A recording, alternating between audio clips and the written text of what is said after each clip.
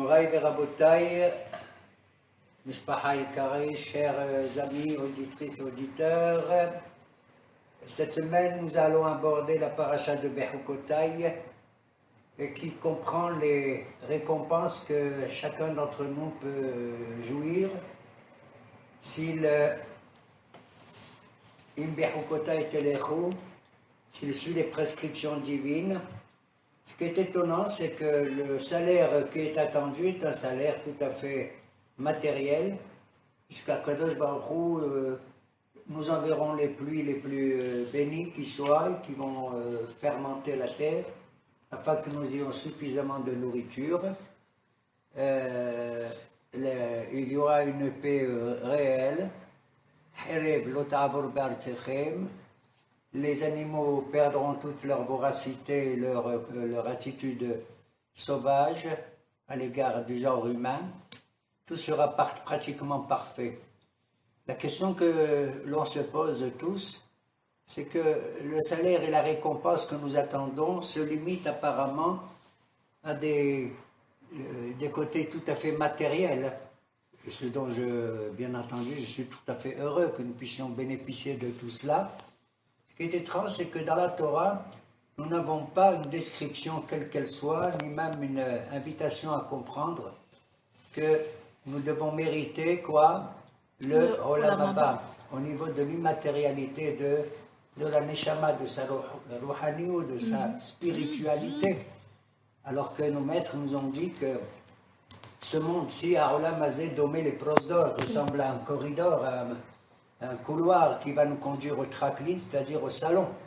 Et le Olam Haba ressemble à cet endroit dans lequel nous sommes tous très en repos, Yoshvim, et nous avons nos couronnes sur la tête, et nous devons désigner à Kadosh Baruch Hu, nous le voyons, qui est le maître par excellence de la suite de la Torah, de la continuation de la Torah. Et dans tout le Tanakh, Torah, Nevi'im et Ketuvim, il n'y a aucune description du Olam Haba, à tel point que le Chachamim dit Aïn lo ra'ata zulatra Elohim. Aucun œil, même le plus grand des prophètes, ne l'a pas vu, ou en tout cas à supposer qu'il ait vu, il est incapable de le décrire. On ne peut pas utiliser pourquoi le Olam Haba ne peut pas être décrit, tout simplement parce que les mots qui nous permettent de saisir quelle est sa description n'existent pas. Ils sont pas tout à fait admissibles, compris. C'est comme si tu parles, toi, à un bébé, n'est-ce pas? Tu lui cites tel philosophe, tu lui cites le Rambam et tout, il ne comprend rien du tout. La seule chose qu'il comprend, c'est un re, miam, miam, glou, glou. Nous sommes donc dans cette condition-là. Cependant, nous avons un espoir. C'est que la Torah, elle est divisée en deux, elle aussi. Il y a l'équivalent du Olam Hazé et du Olam Haba dans les explications de la Torah, dans la manière qu'on a de l'aborder. Soit elle s'appelle Torah chez Beniglé, la Torah est visible, ou Torah chez Benistar, la Torah qui est relativement cachée. Et c'est peut-être ce qui me permet de les rattacher, de rattacher ces deux idées, Torah chez Birtav et Torah chez Baal Peh, à l'actualité que nous vivons cette semaine entre deux personnages vraiment gigantesques parmi les Tanaïm, que sont qui? Rabbi Meir et Rabbi Shimon Bar Yochai, n'est-ce pas? Et je profite du lien, frère un petit chidouche, que Rabbi Meir ressemble pour ainsi dire à un monde que nous voyons, Meir, ou Meir là, non, n'est-ce pas? Or, pour voir quelque chose, il faut que le panorama soit devant nous et rien ne nous dérange. Mais est-ce que j'ai aperçu véritablement la totalité de ce que représente ce panorama? C'est pas sûr. Meir va ouvrir nos yeux, pour ainsi dire. Alors que Rabbi Shimon, vient du verbe shomeya, va nous faire entendre. C'est-à-dire, comment je peux entendre? Je peux entendre quelque chose qui est près de moi, mais aussi, je peux entendre un cri qui est derrière un mur, qui est caché, qui est nistar. Donc apparemment, l'ouïe ici, de Rabbi Shimon, nous permet d'augmenter notre espace et de nous révéler des choses qui sont tout à fait secrètes d'une certaine manière. Presque au-delà des sens physiques. Presque au-delà des sens. La shmi'a, D'ailleurs, quand tu dis Shema Israël, ça ne veut pas dire écoute seulement, ça veut dire comprends. L'intelligence, comme quelqu'un dit, est-ce que tu as entendu ce que je viens de dire? Ça veut dire que tu as compris ce que je viens de dire. Donc, d'une certaine manière, l'enseignement de Rabbi Meir et de Rabbi Shimon désigne le même monde, mais d'une manière tout à fait différente. La preuve que tous les deux ont vécu des miracles, pour ainsi dire. Que Rabbi Meir, par exemple, un jour sa femme, elle s'appelait comment? Elle s'appelait Berouria. Oui. Elle mettait les tefilines, d'accord? Une femme très très sage, qui a dit, un jour Rabbi Meir a dit, ouais, les pêcheurs, nos voisins, ils nous enquiquinent et tout, c'est des criminels, c'est des... Tout ça. Elle leur a dit, non, non, non, ne parle pas comme ça. Il a écrit, ce sont les péchés qui disparaîtront, mais pas les pécheurs. Très modestement, j'ose aller contre Berouria pour lui dire pas du tout. Il a écrit Hattaim avec un dagesh, que les pécheurs disparaissent. Il faut dire la vérité, comme ça. Bon, et un beau jour, sa femme, Berouria, à l'approche du Shabbat, elle a allumé les nérotes, mais elle s'est trompée, elle a mis du vinaigre. Et elle a crié, le Shabbat est entré. Waouh, qu'est-ce que j'ai fait? J'ai allumé, au lieu de mettre de l'huile, j'ai mis du vinaigre. Et Rabbi Meir a dit, écoute, le bon Dieu qui a dit au vinaigre, à l'huile de brûler, il va permettre aussi au vinaigre. C'est rien du tout pour Akadosh Baruch Hu. Pour moi, c'est une image magnifique. Le vinaigre, il est acide. Tu peux pas le boire comme ça, vraiment. C'est insupportable. Hein? Eh ben, il peut arriver que je peux le transformer de manière surnaturelle comme de l'huile qui est douce. Ce que tu crois qui est acide, même ici dans ce monde, sera doux dans l'autre monde. Et ainsi, une transformation du niglé vers le nistar. Voilà pourquoi nos Chachamim dit, quand tu enseignes quelque chose, il est dit dans les Pirkei Avot, Chachamim, Zaharu bedibrechem. Faites attention, Shemet ahuvu galut, de craindre que vous puissiez vivre dans l'exil, c'est-à-dire en dehors de la réalité humaine qui est ressentie par les uns et les autres, par nous tous, n'est-ce pas? Zaharu bedibrechem. Et donc, d'une certaine manière, tout se passe comme si le olam anistar, le mot olam, comment tu le traduis? Ne'ilam. C'est comme un masque, c'est-à-dire tu as une réalité qui est en face de toi. Elle est belle, moi je l'apprécie étant donné que grâce à ce olam, je mange des choses, je fais des brachot. Même si je vois un beau panorama, je fais des brachot, etc. On fait au moins 100 brachot par jour, 100 brachot par jour. Mais on te dit, tu as le salaire pour une certaine récompense. Comme dit la Mishnah, Ochel perotehem ba'olam hazeh, ve'akeren kayemet lo le'olam haba. On mange les fruits, un peu des fruits dans ce monde-ci, hein, c'est-à-dire une partie du salaire, mais l'essentiel, il sera réservé dans le olam haba. Mais moi, je suis embêté que le olam haba, est-ce que je vais le mériter, moi ou pas? Alors, les vrais hachamim, izaharu b'dibrechem, ça veut dire, un vrai hacham, c'est celui qui n'est pas désespéré pour savoir s'il va avoir oui ou non le olam haba, comme le pon Rabban Yochanan Zakkai qui a pleuré pour savoir s'il allait l'avoir. Mais moi, entre guillemets, enfin nous, entre guillemets, on doit essayer de sentir un peu le olam haba, un petit goût du olam haba quand? Dans ce monde-ci. D'ailleurs, dans la chanson qu'on fait le Shabbat, Me'en olam haba, le Shabbat, d'après certains de nos sages, c'est 1/60e du olam haba. De la même manière qu'un rêve, un halom, c'est 1/60e d'une névoie, d'une prophétie. Je fais un rêve, il y a un côté véridique, au moins 1/60e. Le sommeil, Shena, 1/60e de la mort, etc. Donc, si j'appelle le olam haba d'après Rabbi Shimon Bar Yochai, je l'appelle le monde qui est caché, eh ben, s'il est caché, il m'appartient moi de le découvrir. De le révéler. Et de le ressentir et de le révéler. C'est personne, parce que je dis le prophète, il nous l'a pas révélé, ni Moshe Rabbeinu, ni Mamash, ni personne. Alors, où je vais trouver le olam haba dans ce olam hazeh, où je vais trouver quelque chose? Eh bien, je vais vous surprendre, il faut le chercher dans le côté le plus matériel qui soit, le plus bas qui soit. Il est impossible qu'Akadosh Baruch Hu n'ait pas mis une étincelle, n'ait pas mis des atomes bénéfiques, là où on s'attend le moins. Comme les savants disent, le corps humain il est fait avec plusieurs atomes, avec l'ADN, avec tout ça. Tu prends un seul atome d'une cellule humaine et ils sont capables peut-être de le développer jusqu'à former un corps tout entier.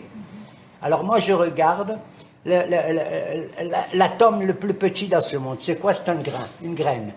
Nahon? Moi je regarde une graine, je ne sais pas d'où elle vient, je ne suis pas capable, mais je sais qu'elle va donner quelque chose. Un agronome, oui, il est capable. Il va dire ça c'est la graine d'un cerisier, ça c'est la graine d'un chou-fleur, ça c'est la graine d'un baobab, etc. Nahon? Eh bien c'est extraordinaire. Je vois que Me'ain hagran hazo, c'est le olam haba, c'est-à-dire que la plante qui va sortir ou l'arbre qui va sortir de cette graine, c'est le olam haba de la graine. C'est le futur, mamash c'est le futur de la graine. D'accord? Voilà pourquoi. Donc quelque part que l'intention ou le sens que va prendre la chose est déjà inscrit en potentiel dans chaque particule de matière. Ce qu'on appelle en vrai le koah, et la poêle. Le potentiel par rapport à l'acte, par rapport à ce qui va voilà. Alors donc, ce qui confirme un peu ce que j'avance ici, plus ou moins, c'est que le Zohar, qui est justement l'éclairage de ce monde-ci, qui est caché derrière un masque quelconque, Né'elam, tu sais par quoi il commence le Zohar? Étrange. Le premier passage du Zohar, il commente un verset du Shir HaShirim, du Cantique des Cantiques. Je crois que c'était Mi Bara Ele, moi, le premier. Qui Shoshana ben Aruchim, ken Rayati ben Habanot. Comme une rose entre les épines, ainsi est ma bien-aimée entre les filles. Nachon? Qu'est-ce que ça veut dire? Et là-bas, le Zohar, il explique que la rose, toutes les fleurs, elles sont belles, bien sûr. Mais il a pris l'exemple d'une rose d'abord. Il a dit, dans la rose, il y a deux couleurs. Il y a le tsumak et le hawar. C'est-à-dire, il y a le rouge et le blanc. Le rouge représente les dinim, tout ce qui est rouge comme Edom, Adam. Hein? Le blanc, c'est le rahamim. Et quand Hachem a créé, il a créé ce monde comme cette rose, qui est fait également avec Midat Adin, mais aussi avec Midat Arahamim. Ce qui est étrange, apparemment, le Zohar, c'est un grand agronome, il te décrit cette rose qu'on appelle Vered, qui est Shoshana ou le Vered. Je tiens à dire, entre guillemets, que Shoshana, pour valeur numérique, ça c'est moi qui l'ai trouvé, 661. Et tu sais quel est le personnage féminin? Non, le personnage féminin qui a pour valeur numérique 661. Esther? Je suis devenu, il a fait Esther 661. Et regarde que son nom Esther, ça veut dire quoi? Ce qui est caché. Nachon? D'ailleurs, Esther, c'est la terre aussi. Elle est Benahohim, la pauvre. Elle est entre les épines de Haman et de Hachvérosh et tout. Et ce qui est extraordinaire, elle est silencieuse. Et elle attend le moment où elle va s'exprimer. C'est comme ce monde-ci par rapport à l'expression qu'on a dans le futur monde, où on dit Ashrei mi shebav et talmudo beyado. Celui qui vient, il avait avec son Talmud. Ben, c'est extraordinaire. Et Béhémet, que cette Shoshana, cette rose-là, Nachon, elle a, dit le Zohar, comme ça au début, elle a 13 feuilles qui sortent. Et Zohar, il dit, c'est 13 fleurs par rapport à Yud Gimel Midot Rahamim, par rapport aux 13 qualités, vertus de la miséricorde. Et après, il y a 5 feuilles un peu plus dures qui arrivent. Ah bon, qu'est-ce que ça veut dire? J'ai rien compris. C'est du Zohar, on ne comprend pas grand-chose. Il te dit, les 13 Midot Rahamim, quand Akadosh Baruch Hu a créé le monde, il a créé avec le Midat Adin d'abord. Il a dit, il faut que les hommes comprennent que tout marche droit, puis c'est fini. Ils ont vu qu'on ne peut pas, il a ajouté la Rahamim. Hein, il faut les deux. Et alors, si tu comptes maintenant, Bereshit bara Elohim, à partir de Elohim, hein, le premier, jusqu'au deuxième, qu'est-ce qu'il y a après? Bereshit bara Elohim, après. Et Hashamayim et Aretz va'aretz haïta tohu vabohu ve'choshech al penei tehom ve'ruach Elohim. Du premier Elohim au deuxième Elohim, tu sais, il y a combien de mots? 13. Tu as deviné. Les Yud Gimel, Mamash, les Yud Gimel Arahamim.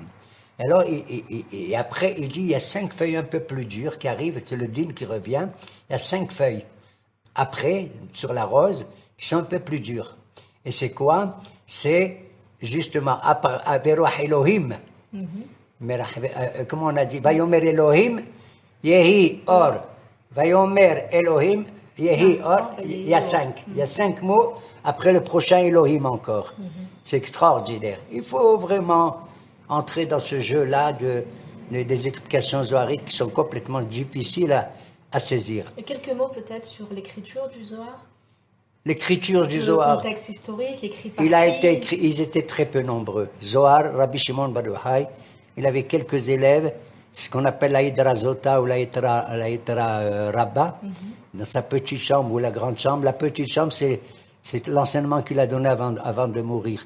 Et il y avait là-bas jusqu'à Rabbi Abba qui était l'écrivain, le sofer, qui écrivait tout ce qui était dit. Il y avait son fils, Rabbi Lazar, bien sûr. Et alors, on dit que justement le Zohar, la lumière du Zohar, elle est venue, tu sais où? Dans une grotte où ils se sont sauvés les pauvres. Et on sait que dans la Gemara de Shabbat, à la page 33, c'est bizarre. Lamed Gimel. Hein? Lamed Gimel, pendant justement le Lag BaOmer. C'est là-bas dans cette Gemara, il y avait 3 rabbins qui se sont réunis. Rabbi Yehuda, ou Rabbi Yehuda Bar Ilai, Rabbi aussi et Rabbi Shimon. Et ils discutaient. Et il y avait un type qui écoutait à côté, il s'appelait Yehuda Ben Gerim. Bon. Et alors, Rabbi Yehuda Bar Ilai, il a dit, waouh, qu'est-ce que la civilisation, elle est belle. Ces Romains qui nous gouvernent, c'est extraordinaire ce qu'ils ont fait. Ils ont fait des belles rues, ils ont fait des merhatza, des hammams, des bains. Oui, et ils ont fait un tas de choses magnifiques. Quand il a entendu ça, Rabbi aussi à côté, il n'a pas ouvert la bouche. Il n'a pas dit si c'était bien ou si c'était pas bien. Et Rabbi Shimon, il a, au contraire, dit du mal de tout ce que les Romains ont fait. Ce qu'ils ont fait, c'est pour leur propre intérêt. Les bains, c'est pour être beau. Et les rues, c'est l'Oal et nous, c'est pour mettre des zonotes là-bas et tout, et tout, et tout. D'accord? Et s'ils ont fait des ponts, c'est pour faire payer les gens le péage. Tu vois, quand on traverse les ponts, il faut payer quelque chose. Le bonhomme, le 4e, qui s'appelait Yehuda Ben Gerim, il a raconté ça autour de lui. Les Romains ont appris. Et ils ont dit, Rabbi Yehuda Bar Ilai, qui a dit du bien de nous, il va devenir Rosham d'Aberim. Ça veut dire un type très bien. Il va être le chef du peuple juif là-bas. Rabbi aussi, qui s'est tué, on ne sait pas à quoi il pense. On va l'exiler dans la ville de Tsipori. C'est là-bas, il y avait une base militaire des Romains là-bas pour qu'ils soient surveillés. Hein? Où est-ce que ça se trouve? Tsipori, c'est au-dessus de Tibériade, au nord. D'accord. C'est au-dessus de Tsipori, de Tibériade. Et Rabbi Shimon qui a dit mal de nous, hein, au lieu d'apprécier notre civilisation et le bien qu'on fait, on va le tuer. Il s'est sauvé. Il est resté d'abord chez lui dans une petite chambre avec son fils, mais il a eu peur. Il a dit, si les Romains ils arrivent, la police romaine elle arrive, ils vont demander à ta mère, ma femme, et ils vont lui demander où il est, et la pauvre femme, elle risque de nous dénoncer malgré elle, pour pas qu'elle souffre. Viens, ça va, ils se sont sauvés, ils sont allés dans une grotte lointaine. Ils sont restés 12 ans là-bas, tu te rends compte, pour se protéger. Et c'est là-bas qu'est né le Zohar, dans l'obscurité totale. Il paraît qu'ils enlevaient leurs vêtements, ils se mettaient dans le sable pour pas abîmer leurs vêtements et tout. Pendant 12 ans, et c'est là-bas que le Zohar serait né, en plein. C'est incroyable, mais vrai. Ils sont sortis au bout de 12 ans. En sortant, ils ont vu des gens qui travaillaient, qui labouraient les champs et tout. Qu'est-ce que c'est que ça? Avec leurs yeux, ils ont brûlé tous les gens qu'ils voyaient, comme ça. Ils ont dit quoi? Ils s'occupent des questions provisoires aussi bébêtes, aussi matérielles, en abandonnant le salut spirituel qui est la Torah et tout. Alors le bon dit, quoi? Vous êtes sortis pour tuer mon monde, pour casser ce que j'ai construit? Quoi? Retournez. Il les a punis, ils sont retournés pendant 1 an. Et ils ont dit, pendant 12 mois, 1 an, c'est la punition qu'on donne à Kioreshaim Barmenan, ou c'est dans le Gehinam. Oui, tu te rends compte, Rabbi Shimon et son fils, Rabbi Lazar et tout. Au bout d'1 an, ils sont sortis. Quand ils sont sortis, ils ont voulu faire pareil. En tout cas, Rabbi Lazar, selon certains, il a voulu brûler encore les gens. Les gens qu'il brûlait, Rabbi Shimon, il est ressuscité. Et ils ont rencontré un bonhomme qui avait sur les épaules 2 bouquets de hadas, de hadassim. D'accord? Ils lui ont dit, qu'est-ce que c'est ça? Il leur a dit, c'est pour Shabbat. Ah bon? Et pourquoi tu en as 2? Un seul suffit. Il leur a dit, non, un par rapport à Zachor et Yom HaShabbat, et le deuxième par rapport à Shamor et Yom HaShabbat. Ils ont trouvé ça magnifique. Côté positif et négatif qu'il y a dans le Shabbat. Et c'est comme ça qu'ils ont accepté l'idée que, bien entendu, il faut construire ce monde, qu'il faut le faire fonctionner. Alors les 12 ans, ça rappelle les 12 ans de Rabbi Akiva. Oui, Les premiers, enfin 12 et 1. et 1. On aurait pu faire le lien, malheureusement, entre les 12, etc. Effectivement, d'ailleurs, Rabbi Shimon était l'élève de Rabbi Akiva. Ah, Rabbi Shimon, c'était Quand les 24 000 sont morts, Rabbi Akiva est allé vers le sud d'Israël. Ah oui, c'est vrai. Et c'est là, il n'a pas voulu laisser tomber la Torah. La Torah, c'était vraiment un échec total, toute cette histoire-là. Qu'est-ce qu'il a fait? Il a dit, je peux pas, c'est possible, il faut que j'ai des élèves. Il avait pris 5 élèves spéciaux, parmi lesquels il y avait Rabbi Yehuda, Rabbi Shimon, Rabbi Meir, Baalanes, Rabbi Yossi et Rabbi Lazar ben Arach. Et chacun avait naturellement une vertu particulière. Par exemple, le dernier, Rabbi Lazar ben Arach, dit le Pirkei Avot, était extraordinaire parce qu'il a dit, quelle est la meilleure vertu? C'est le Lev Tov, d'avoir un bon cœur.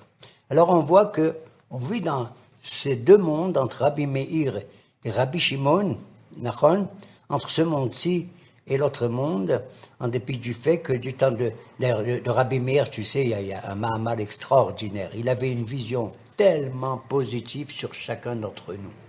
Sur chacun d'entre nous. Je dis, sa femme Berura, elle était un peu dure. Elle mettait les tefilines, madame. Elle mettait les tefilines. Je vais te dire, elle avait une sœur, la pauvre, qui était enfermée quelque part dans un endroit pas très beau.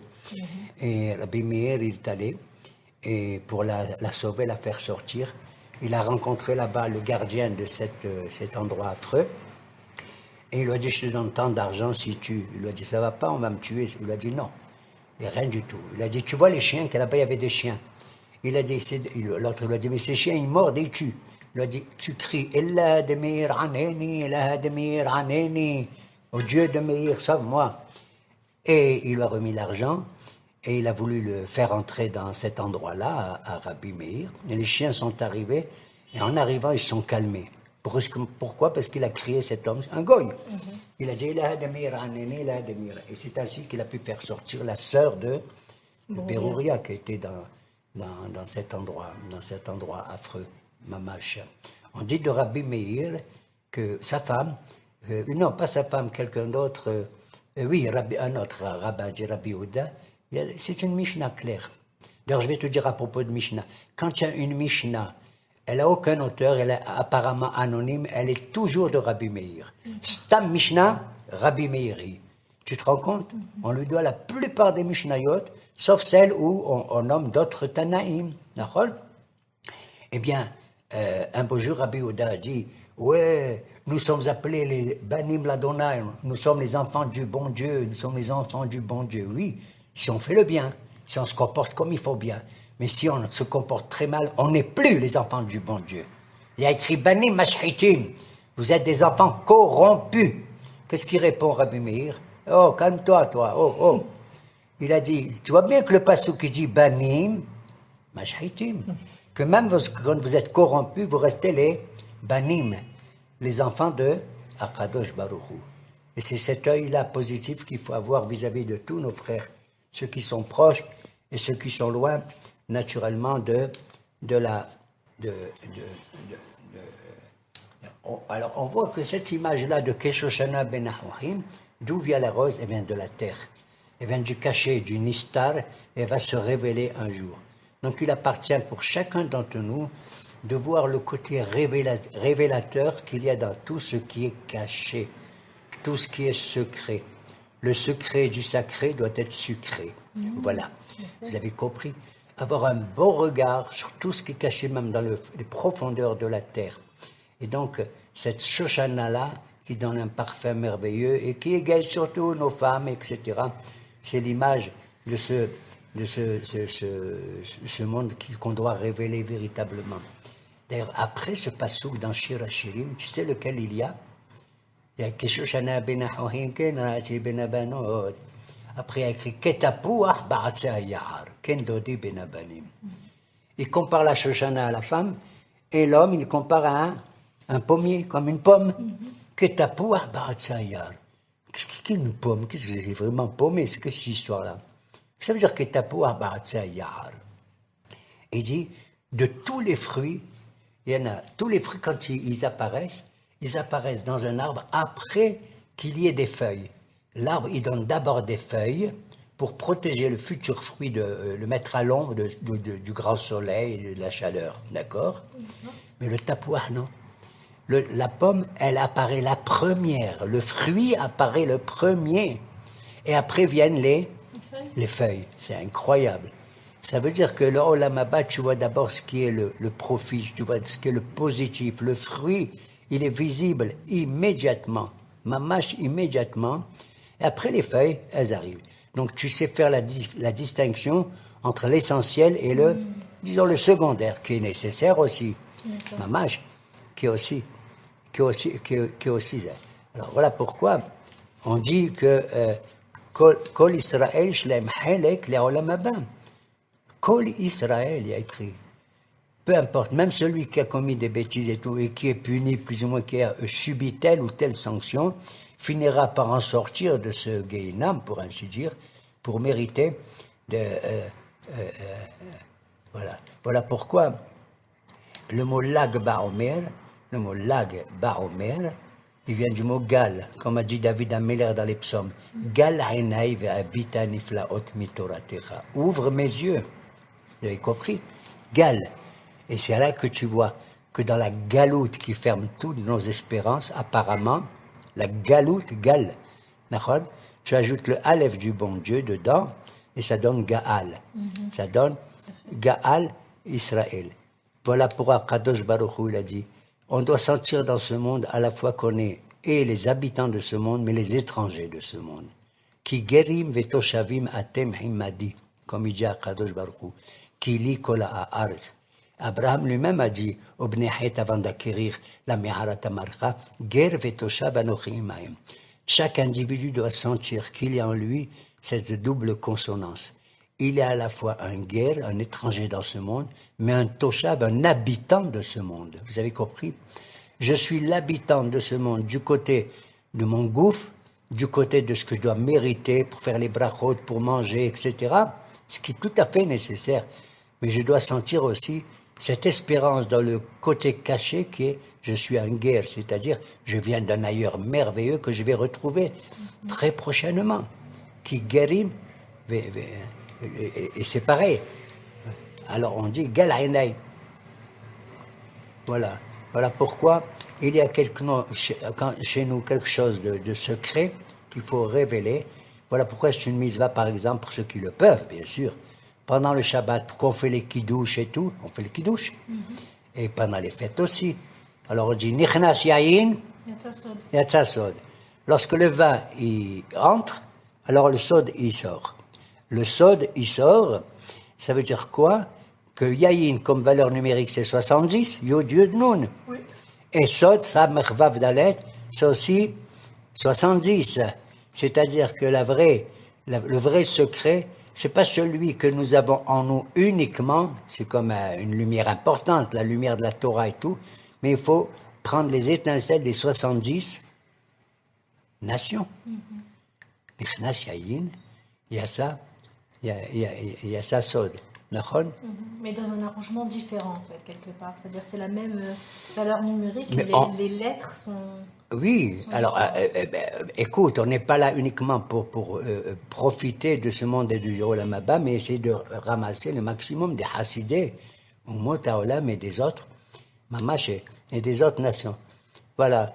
D'ailleurs, on dit que celui qui récite Ashresh Bebetecha Od Yallu Chasela, ceux qui vont habiter dans la maison de Dieu, il n'a pas dit uniquement les Juifs. Od Yallu Chasela. Encore, ils te loueront. Quoi encore? Où? On est là. Encore, ça veut dire dans l'autre, Mamash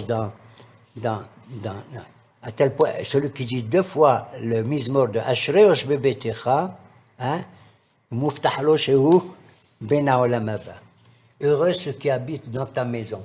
La maison, c'est quoi ta maison à toi, mon Dieu? C'est aussi bien ce monde-ci que le Olam Abba. Tu vois?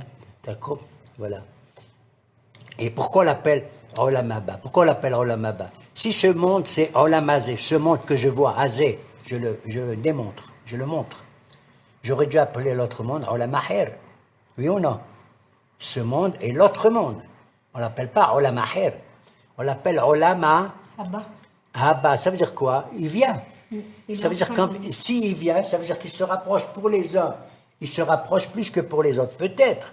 Mais on voit qu'il approche de nous. Le Olam, il approche. Même si il va m'aider à comprendre dans ce monde-ci, qu'est-ce que c'est que le Olam qui approche et qui vient. Donc c'est une assurance, certainement. Voilà. Voilà. Et cette sagesse de ce qui est Nistar, elle est exprimée à travers, parce que dans la bouche de certains Hachamim, ce monde-ci, ils exagèrent, mais je les comprends. Ils disent c'est Alma de Shikra, c'est le monde du mensonge. Le monde du mensonge, c'est-à-dire c'est un endroit où l'homme peut tomber dans ce piège de ne pas révéler la réalité des choses pour son intérieur. Alors tu vois quelqu'un, il vient soi-disant, il te fait des compliments. Mais toi, tu sens à travers son visage ou à travers le son de sa voix, le ton de sa voix, qui te ment. Il fait semblant. Il fait za'ma ke'ilou, mamash ke'ilou. Alors nos maîtres, il dit, ce monde, qu'on le veuille ou non, il est mélangé. Il y a un côté de sheker, shin, kuf, resh. Ces lettres, c'est la fin de tout l'alphabet. Kuf, resh, shin, nachon, c'est le sheker. Alors que le Olam Abba, il s'appelle Alma de Emet, c'est le monde du Emet. Pourquoi on l'appelle le monde de la vérité Emet?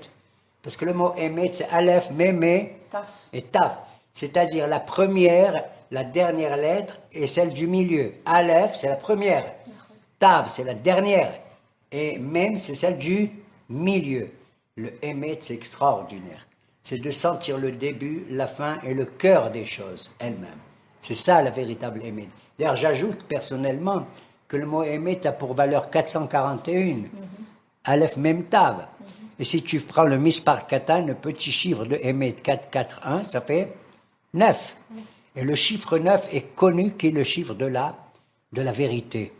Parce que quand tu fais la multiplication de ce chiffre, contrairement aux autres chiffres, tu retombes toujours sur 9. 9 fois 1, 9. 9 fois 2, 18. Et 18, c'est quoi? 8 et 1. 9 fois 3, 27. 7 et 2, 9 fois 4, 36. 6 et 3, etc. 9 fois 5, 9 fois 6, 54. 5 et 4. 9 fois 9, 63. 9 fois 9, 72 et après 81. 81. 81, 8 et 1, 1, tu vois?